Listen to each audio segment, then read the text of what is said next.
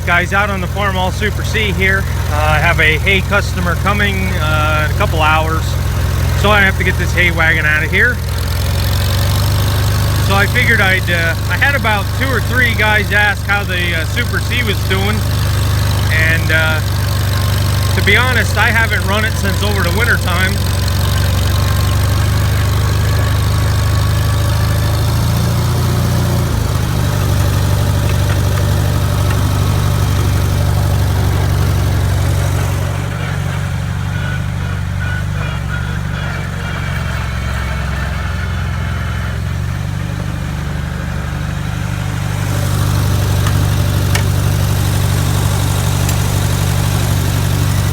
So I want to get some of this old gas burned up. I think I bought the gas that's in this tank back in the fall. So it's going to be getting stale. And we got to check the engine to see how it's doing. So let me hook this wagon up and get it out of here. And I'll talk about the hay that's going today.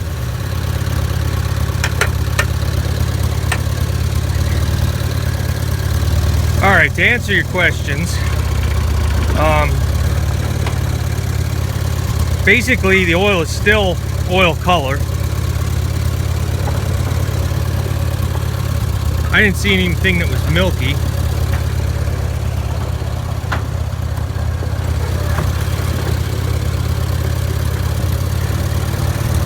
And I could store this wagon down in the shop, but it just takes up too much space, so it's not a big deal. Every time somebody comes for hay, I gotta move it. It's not the end of the world though. So I'll just pull it down here.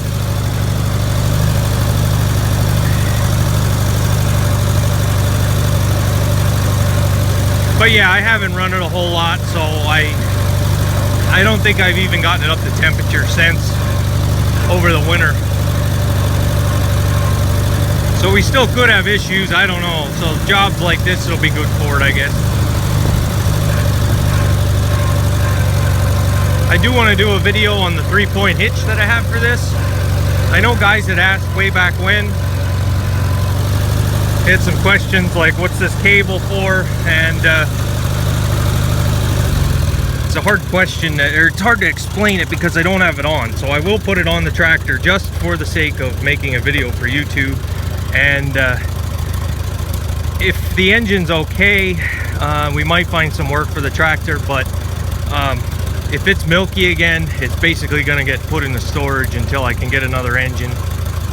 So I explained why I wasn't going to rebuild this again. So all right, let me go back up to the barn and explain the hay situation. It's a little hotter today than I thought it was going to be. We're in the mid 80s today. All right, so the hay. I think I said it back in some of my hay updates, I have 6 or 7 hay customers. We are getting this giant pile of small square bales down. Like I said, way back when we started there, and so high. And we got basically this whole section out of here. We are getting near the back, and I did tell the customer that the further back we get into this pile, the better the hay, because that was that real nice early first cutting that I made. So they were happy with that. But and as a matter of fact, yeah, the guy who I was storing some hay for, he had paid for it already, but I was storing it for him in this bay here. It looks like he got all of it. Yeah, he was here the other day. He got the rest of it out, and he started into this pile. So he wanted to buy this pile. So with 5 or 6 different hay customers, 7 hay customers, the guy that's coming today, now I just want to explain this. I know I've covered this in depth in many videos, but the guy that's coming today has a very long trailer. He wants to take about anywhere from 60 to 100 bales in one shot. So what guys usually do when they come here, first of all, I have some guys that come with like a dump truck, like a T-tag dump truck, and it's nothing. They can pull up here, pull forward, and then back in. This floor is strong enough to hold the weight of like a T-tag dump, and I even had like a one of those bigger Ford trucks. like the 650, 750 sides in here. And the floor will hold it. This floor is pretty thick. It's double or triple layer. I mean, it's solid. I've been in here with heavy equipment. So that's what they'll do if they have trucks. Now I have a guy with a smaller trailer when he comes, and he tries to go up the bank there and back in, and I keep telling him that you're facing the wrong direction with your pickup and trailer. It's a lot of jockeying around. Anyway, he has a smaller trailer, but it's still doable. So with guys with longer trailers, what I tell them to do, and it's exactly what I do with the hay wagons. When I bring the hay wagons down off the hill, you have to come down the road here, down to the fertilizer tanks in the pump house, turn around, bring them back up, come up this bank here as close as you can, get over tight against the barn here, swing out, and basically have the nose of the tractor pointing up into the bank up there. And then with that up there, you can easily back the hay wagons in basically on one shot without any front or back, without a lot of trouble. Just because it's so narrow, we got a bank there and a small area, so it's hard to get a big trailer to be backed in here. So what I'm going to have this guy do, I think, and it's going to take a little bit more work by myself here until he comes, I'm going to have him come up and pull in here, pull all the way up, and then swing the trailer. So basically the back of the trailer sits right here in this area. So what I'm gonna do is get about 60 to 100 bales. I'm not sure what he's coming for. Get the hay from back there and have it piled right here at the door for him. So when he comes, it's just a matter of setting it on his trailer. So it's a little bit more work here, but when he comes, it's a long walk from out here all the way back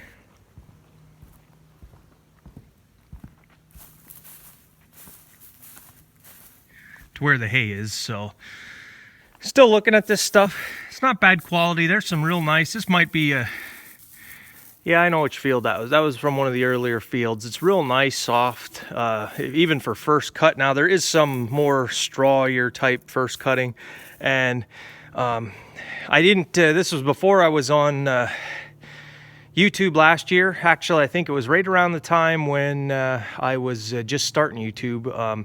I try to mow my fields a day apart, just so, being that I work by myself, I'll mow one day, the next day I'll mow, and that next day I'll go back and ted the first field. So basically I'm baling every day depending on the weather. It was a great plan, but it did not work out last year. It got rained on. Both the day 1 and day 2 hay got rained on. So I do have a little bit that was rained on here, but it wasn't a lot of rain. And in the meantime, trying to get help and trying to get the hay in the barn, some of it got bleached a little bit, sitting out too long. So there is some of that in here. I'm not really sure where it is.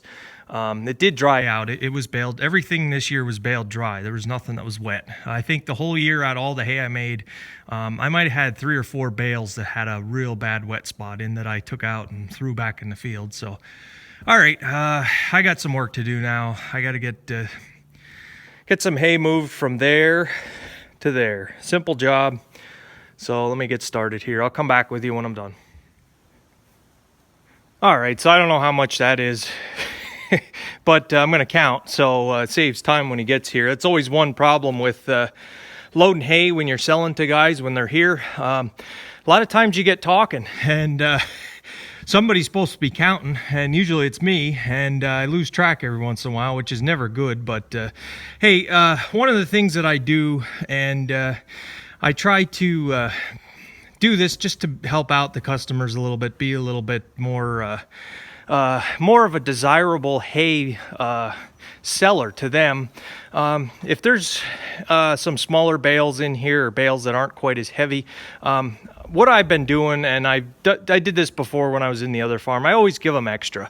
3, 4, maybe 5 bales, depending on the quality of what I'm loading. I just try to throw in a couple extra. Yeah, I'm losing the money from 3, 4 bales. After a while, it does add up, but when I don't want to lose the especially this one customer I have. Hold on, I'm getting a phone call. All right, sorry, back with you here. Yeah, well, like what I was saying, I don't want to lose the one customer I have, especially because he has, I believe it's the guy that's coming today. He has 4 or 5 horses, and he's going through, I don't know, 25 bales a week or more. I don't know how much horses eat. I've never had a horse, and don't know much about. I'm getting another phone call. Hold on. All right, and if I sound a little raspy, I sneezed last night, and I have another, I don't know if it's an allergy attack or what, but it was a rough night last night. Anyway, I am not an expert on horses. I've never had a horse. I've ridden maybe 1 horse in my life. I always liked Holstein cows a lot more than horses, but hey, that's fine. This guy, he's going through 25 or more bales a week.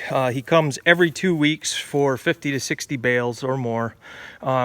And the nice thing is I've always gotten paid. It was never even a question. And most times he will pay me before we load any hay, which was a nice gesture on his part. I've never seen that before. He'll tell me how many he wants. He'll ask what the price per bale is, and he will pay me before we even load it. So it's really reassuring knowing that the money's in your pocket as the product is going out the door. So he's even pre-bought already. He's said, hey, can I pre-buy 200 bales? I can only take 50 at a time. I say, yep, no problem. The hay's still here. So he's done that already too, which was real nice. I mean, it's nice to know that the hay's the hay is sold. Just have to get it out of the barn. So that's another tactic that he does. So it's a pretty good situation for both of us. And I don't want to lose him. So that's why I'll throw a couple extra on just to help him out. So it is very satisfying moving this out of here. When I think back to last year and all of the challenges I had making hay with the weather and manpower, it's so nice to get last year's crop out of here. Like I say, in a couple weeks we will be starting the process all over again and filling the barn again. So it's just going to be a cycle as long as I'm farming. So a couple of things just to tack on here, some thoughts. Some people had asked about when am I making hay? I said it's going to be 2 weeks yet. I know the heads are out. I know the hay's real nice. Couple reasons why I'm going to wait a little bit. When you put on liquid nitrogen, you have to wait a couple weeks and get good rainfall, because if you don't wait that allotted time, horses or animals can get nitrogen poisoning from the liquid. So it's always a good idea to wait. So I'm gonna wait. Last year I waited, and I was forced to wait because of the weather. It was a lot later than I wanted to be making hay last year when I first started. So we had plenty of time. I mean, it was over a month. So a couple weeks is safe. It depends on your rainfall too. So so that was one thing. The other thing, what was the other thing somebody had asked me? I don't know, it'll come to me. I'm trying to answer questions that I get in videos, because they are good questions and they seem to be pretty common. So, all right, I'm going to shut up and stop talking and get these stacked by the door and get a count, and might have to throw some more down. So I'll come back with you. All right. We got I put 60 there. He had called and said he'd be here around 3 o'clock, so I got an hour or so, and I asked him for sure how many he was going to take. He said 60, so it's good I didn't put 100 there. I'd have 40 sitting in the door, so not too bad. Loose stuff. What do I do with all the loose stuff? You guys remember I took all that straw up to the hill last year. I think it was the video cleaning out the barn. It seems like I got a manure spreader load about every 2-3 months, but a lot of this stuff was left over from the previous guy. You can see all the straw over there yet. Like I said in past videos, some of this I will rebale, and I got a pile back here that should get rebaled. It's high quality, nice hay, so we're going to run it through the baler again just to make sure that the bale chamber's clear for spring. This stuff, I actually have a guy that has a garden and asked if I had any loose hay so he could put on his garden, so I'm going to give him a call and tell him to come and load that on his pickup, and we'll get that out of here. I was thinking I should almost keep an eye out over the winter time for sales to see if there's a cheap manure spreader. I'd make it nice getting this loose stuff out of here, but and a lot of this loose stuff is just it's a whole combination of things. You guys understand. Anytime you're making hay in small bales, there's constantly chaff falling out of the bales. A couple busted bales. I had an issue early in the spring, so I do have some that were either too small or weren't packed tight enough.